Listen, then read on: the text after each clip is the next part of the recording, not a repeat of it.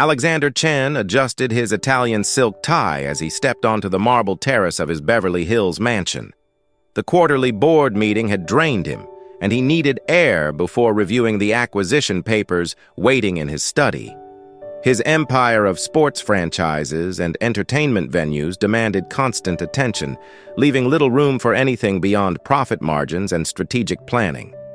The afternoon sun cast long shadows across his meticulously maintained garden, where every hedge was trimmed to perfection and every flower bed arranged with mathematical precision. He had paid a fortune for this landscape, yet rarely took time to appreciate it. A rhythmic thumping sound caught his attention. Following the noise, he discovered its source near the service entrance. A small boy, perhaps 8 years old, was juggling what appeared to be a soccer ball with remarkable skill. The child's concentration was absolute, his movements fluid despite his worn sneakers and faded t-shirt. Alexander moved closer, intrigued. The boy's technique was impressive, keeping the makeshift ball aloft with his feet, knees, and head in a continuous rhythm that spoke of countless hours of practice. Only when he stepped around the corner did Alexander realize the truth. The ball was actually a deflated soccer ball, wrapped tightly with duct tape and cloth strips to give it shape and weight. The child hadn't noticed him yet, completely absorbed in his private training session. Each touch was deliberate, each movement purposeful. Alexander found himself mesmerized by the pure joy radiating from the boy's face, a happiness he couldn't remember feeling in years. This was talent in its rawest form. Undiscovered, unpolished, but undeniably real. Elena Morales hurried through the mansion's service corridors, her arms laden with fresh linens. She had been working for the Chen household for 3 months now, grateful for the steady income that allowed her to provide for Miguel. The pay was generous, and Mr. Chen rarely interacted with the staff, making her job straightforward if lonely. Her husband's death 2 years ago had shattered their small world. Carlos had been a construction worker with dreams of opening his own business, but a workplace accident had stolen those dreams forever. The insurance settlement barely covered funeral expenses, leaving Elena to navigate single motherhood while grieving her partner and best friend. Moving to Los Angeles had been necessity, not choice. Her sister lived here, and the job market offered more opportunities than their small hometown in Arizona. Elena cleaned houses during the day and worked at a diner 3 evenings a week, but it was never quite enough. Miguel needed new shoes, school supplies, and 100 other things that stretched their budget thin. She worried constantly about leaving him alone so much. At 8, he was responsible beyond his years, but every child needed supervision and guidance. Her greatest fear was that her absence would somehow harm him, that her inability to be present would leave lasting scars. Yet Miguel never complained. He understood their situation with a maturity that both impressed and saddened her. When she returned home exhausted, he would show her his homework, tell her about his day, and help prepare their simple dinner without being asked. His passion for soccer provided his only escape, and Elena encouraged it despite their inability to afford proper equipment or lessons.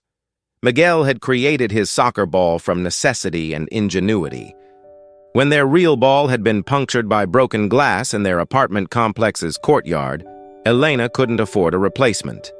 Instead of accepting defeat, Miguel had gathered materials: the deflated ball, duct tape from their maintenance supplies, old socks, and strips of fabric from worn-out clothes. The process had taken him an entire afternoon. He had stuffed the deflated ball with the fabric and socks, creating weight and shape, then wrapped everything tightly with duct tape until it resembled something kickable. The result was heavier than a real soccer ball and didn't bounce properly, but it served its purpose. Every day after school, Miguel would find a space to practice. The apartment complex had no yard, so he used parking lots, sidewalks, or any flat surface available. He had memorized the schedules of residents and security guards, knowing exactly when and where he could play without disturbing anyone. His skills had developed through pure repetition and determination. Without a coach or formal training, he had learned by watching soccer matches on their neighbor's television through the window, studying professional players' movements and attempting to replicate them with his makeshift equipment. The ball's irregular weight had actually improved his control. When he occasionally played with other children who had proper equipment, he found their balls almost too easy to manage. His homemade version had trained him to adapt to unpredictable bounces and unusual physics. Miguel dreamed of playing on real grass, with real goals and real teammates. But for now, his taped-together ball and his imagination were enough to transport him to stadiums filled with cheering crowds. Alexander remained hidden behind the garden wall, watching the boys' impromptu training session with growing amazement. His trained eye recognized technique that typically took years of professional coaching to develop. The child's ball control was exceptional, his spatial awareness remarkable for someone so young. As owner of 3 professional soccer teams across different leagues, Alexander had evaluated thousands of players. He understood talent at its most fundamental level, the indefinable quality that separated good players from great ones. This boy possessed something special, something that couldn't be taught or purchased. The makeshift ball made the display even more impressive. Professional players struggled with equipment variations, yet this child had adapted to an object that barely resembled a soccer ball. His touch was so refined that he made the awkward heavy sphere behave almost like regulation equipment. Alexander pulled out his phone and began recording, capturing several minutes of the boy's practice. The footage would be valuable for analysis, but more importantly, it documented something extraordinary. Pure talent flourishing despite impossible circumstances.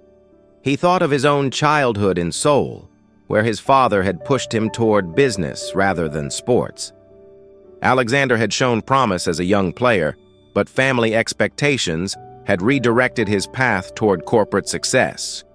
He had built an empire, but sometimes wondered what might have been if he had pursued his athletic dreams. Watching this boy, he saw a second chance. Not for himself, but for someone who deserved the opportunities he had never taken.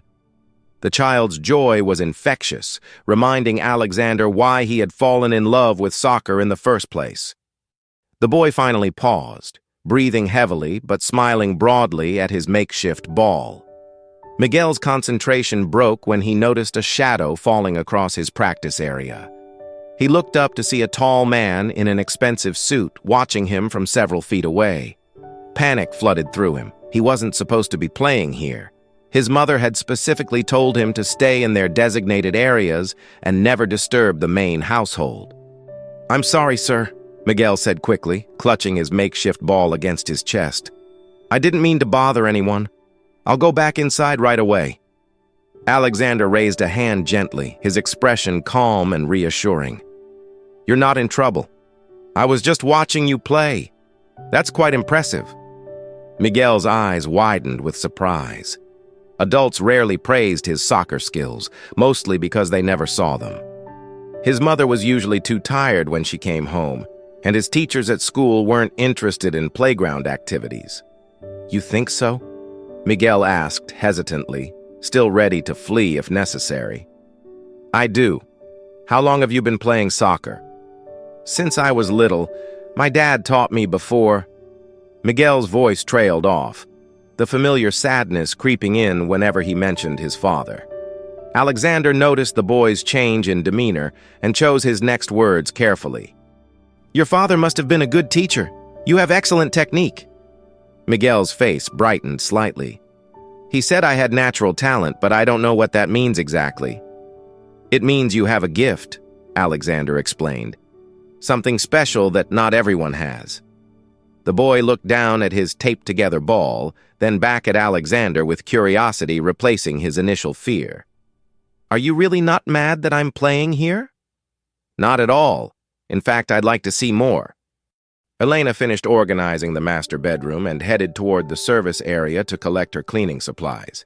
She needed to complete the ground floor before Miguel's school day ended, ensuring she could walk him home safely.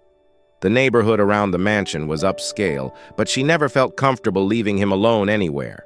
As she passed the large windows overlooking the garden, movement caught her eye. Her heart stopped when she recognized Miguel's small figure near the garden wall, but her panic intensified when she saw he wasn't alone. A tall man in a business suit was standing nearby, watching her son. Elena dropped her supplies and rushed outside, her mind racing with worst-case scenarios. She had been so careful to keep Miguel invisible to the household, understanding that her job depended on maintaining professional boundaries. Children weren't supposed to be on the property, and she had bent the rules by bringing him here after school. "Miguel!" she called out, her voice sharp with worry and authority. Both Miguel and Alexander turned toward her voice. Miguel's face showed immediate guilt, while Alexander appeared surprised by the interruption. "I'm so sorry, Mr. Chen," Elena said breathlessly as she reached them, placing a protective hand on Miguel's shoulder. "He knows he's not supposed to be in this area. It won't happen again." Alexander studied Elena's face, noting the genuine fear in her eyes. She was terrified of losing her job, and he realized his presence had created a misunderstanding. "Mrs. Morales, there's no problem here," he said gently. "Your son was just showing me his soccer skills. He's quite talented." Elena looked between Alexander and Miguel, confusion replacing her panic. "His soccer skills?" "Yes. I think you should be very proud of him." Elena struggled to process Alexander's words. In her experience, wealthy employers didn't engage with staff children, let alone praise them. She had expected anger, demands for explanations, possibly termination. Instead, Mr. Chen seemed genuinely interested in Miguel's abilities. "I don't understand," she said carefully, still keeping Miguel close to her side. Alexander gestured toward the makeshift ball in Miguel's hands. "Your son has exceptional soccer talent. I've been watching him practice, and his skill level is remarkable for someone his age." Miguel looked up at his mother with hopeful eyes. "He said I have a gift, Mama." Elena's protective instincts remained heightened. She had learned to be suspicious of unexpected kindness from people in positions of power. Too often, generosity came with strings attached or hidden motives. "That's very kind of you to say, Mr. Chen, but we should let you get back to your day," she replied diplomatically. "Mrs. Morales, I own several professional soccer teams," Alexander continued. "I've evaluated thousands of players throughout my career. What I saw today was special." Elena's eyes widened. She knew Mr. Chen was wealthy, but she hadn't realized the extent of his involvement in professional sports. The revelation added weight to his words while simultaneously increasing her wariness. "Miguel loves soccer," she admitted slowly, "but we can't afford lessons or proper equipment." "I understand. That's actually what makes his skill level so impressive. He's developed this technique entirely on his own." Miguel tugged gently on Elena's uniform sleeve. "Can I show him the move Dad taught me?" Elena looked down at her son's eager face, then back at Alexander's patient expression. Something in the man's demeanor suggested sincerity, though she remained cautious. Elena faced an impossible decision. Every instinct told her to protect Miguel from disappointment, to maintain the careful boundaries that kept their lives stable and predictable. Yet she also saw the genuine excitement in her son's eyes, a spark she hadn't witnessed since Carlos's death.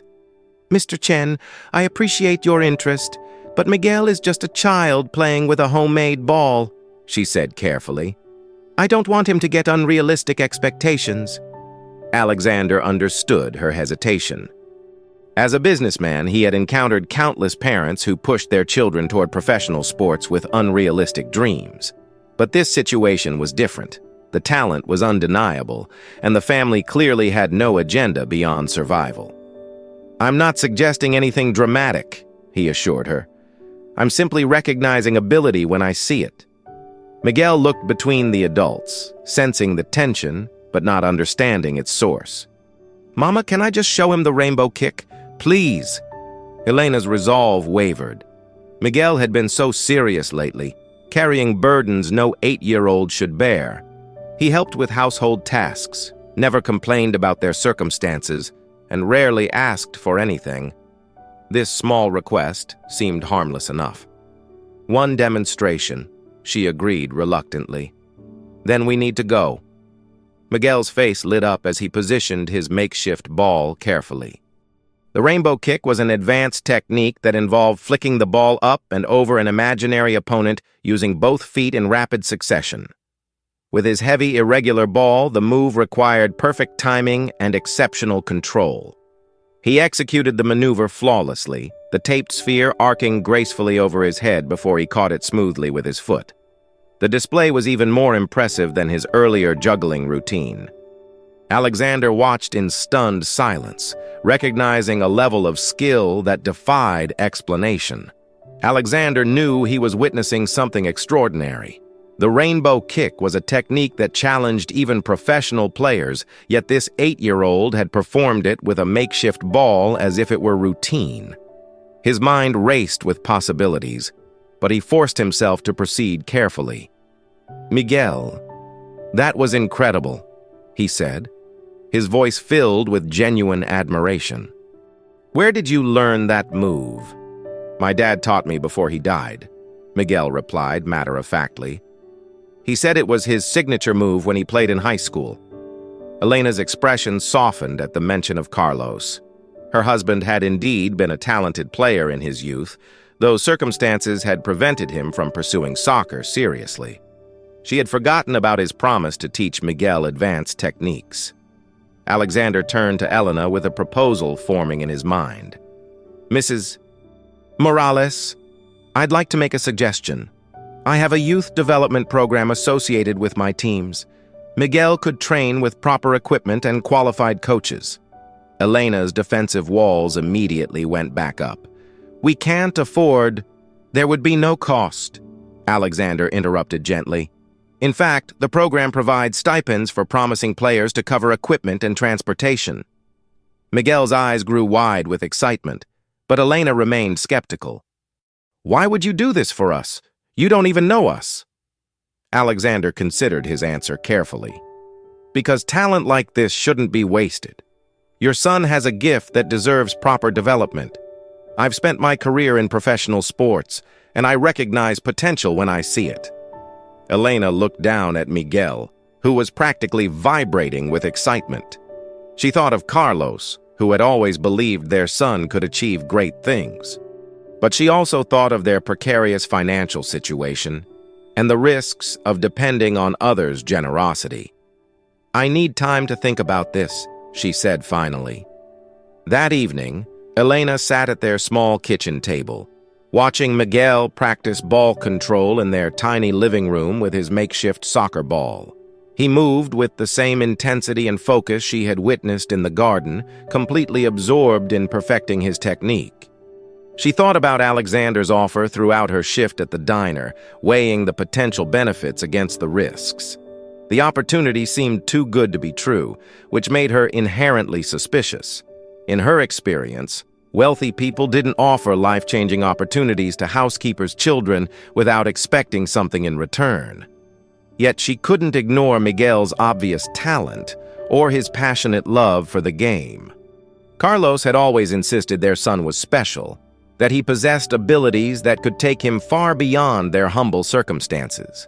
At the time, she had dismissed it as fatherly pride, but today's events suggested Carlos might have been right. "Mama, are you okay?" Miguel asked, pausing his practice to look at her with concern. "I'm fine, mijo. Just thinking." "About what Mr. Chen said?" Elena nodded, studying her son's hopeful expression. "Miguel, if I said yes to his offer, it would mean a big change for us. You'd have to work very hard and follow strict rules." "I can do that," Miguel said immediately. "I promise I'll work harder than anyone. It might also mean disappointment if things don't work out the way we hope." Miguel considered this seriously. "But what if they do work out? What if I could really become good enough to play professionally like Dad always said?" Elena felt her resistance crumbling. Perhaps it was time to take a leap of faith, to give Miguel the chance Carlos had always dreamed of providing. The worst that could happen was failure, but they were already familiar with struggle. "Okay," she said quietly. "We'll try." 1 week later, Miguel stood at the edge of a pristine training facility, clutching a brand new soccer ball that Alexander had personally delivered. The grass was perfectly manicured, the goal's regulation size, and the equipment more advanced than anything he had ever imagined. Elena waited nervously in the parking area, having taken time off from both jobs to accompany Miguel to his first session. Alexander had insisted on being present to introduce Miguel to the coaching staff and ensure his transition went smoothly. "This is Coach Rodriguez," Alexander said, introducing a former professional player who now ran the youth development program. "He'll be working with Miguel to assess his current skill level and develop a training plan." Coach Rodriguez knelt down to Miguel's eye level, his demeanor warm but professional. "I've heard impressive things about you, young man. Are you ready to show me what you can do?" Miguel nodded eagerly, though Elena could see the nervousness in his posture. This was a far cry from practicing alone in parking lots with his makeshift equipment. "Start with some basic ball control," the coach instructed. "Just do what feels natural." Miguel began with simple juggling, using the techniques he had perfected over months of solitary practice. The new ball felt impossibly light and responsive compared to his homemade version. Within minutes, his confidence returned as muscle memory took over. Coach Rodriguez watched intently, occasionally asking Miguel to demonstrate specific moves or try different techniques. The boy's natural ability was undeniable, but more importantly, his coachability and eagerness to learn impressed everyone present. Alexander observed from the sidelines, feeling a satisfaction he hadn't experienced in years. Sometimes the best investments weren't measured in dollars and cents, but in the potential to change lives. As weeks passed, Elena found herself navigating an entirely new world alongside Miguel. The training facility became a second home, filled with parents whose children showed similar promise. Initially, she felt out of place among families who could afford private coaching and expensive equipment. But gradually, she discovered that talent and dedication mattered more than background. Alexander had been true to his word about the program's support.